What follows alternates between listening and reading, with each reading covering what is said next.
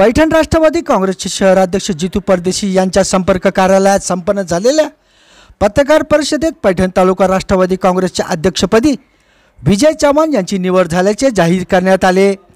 नवनियुक्त तालुका अध्यक्ष विजय चव्हाण यांचा यावेळी राष्ट्रवादी काँग्रेसचे शहराध्यक्ष जितू परदेशी यांच्या हस्ते भव्य सत्कार करण्यात आला।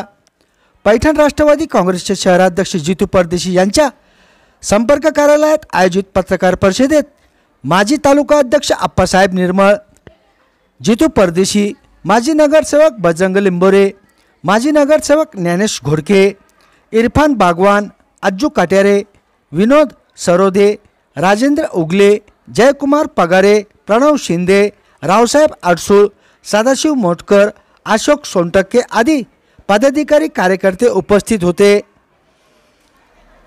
पक्षाचे विचार तळागाळात पोहोचून सामाजिक समस्या सोडून पक्ष बळकट करण्याचा प्रयत्न करणार असल्याचे नवनिर्वाचित अध्यक्ष विजय चव्हाण यांनी सत्काराला उत्तर देताना सांगितले। संभाजीनगर समाचार न्यूज चॅनलसाठी सुनील टाक। आपल्यासोबत चर्चा व्हावी आणि येणाऱ्या भविष्य काळामध्ये संघटन पक्ष वाढवण्यासाठी आपल्याला काय करता येईल त्यासाठी एक आपल्याशी चर्चा व्हावी म्हणून आम्ही आपल्यापर्यंत पोहोचण्याचा प्रयत्न केला। आणि आपण सर्व तहसील म्हटलं की दादाचं नाव घेतलं, दादा सांगितलं दादा पटकन काम करणारे असे आमचे दादा, त्याच्यानंतर मोटकर साहेब आणि त्यांच्यासोबत आणि माझ्यासोबत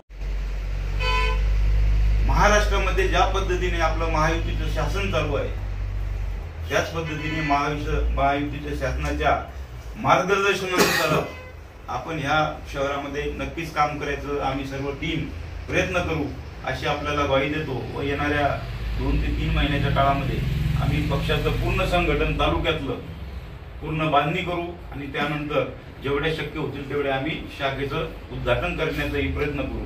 कारण की आता बाकीच्या गोष्टी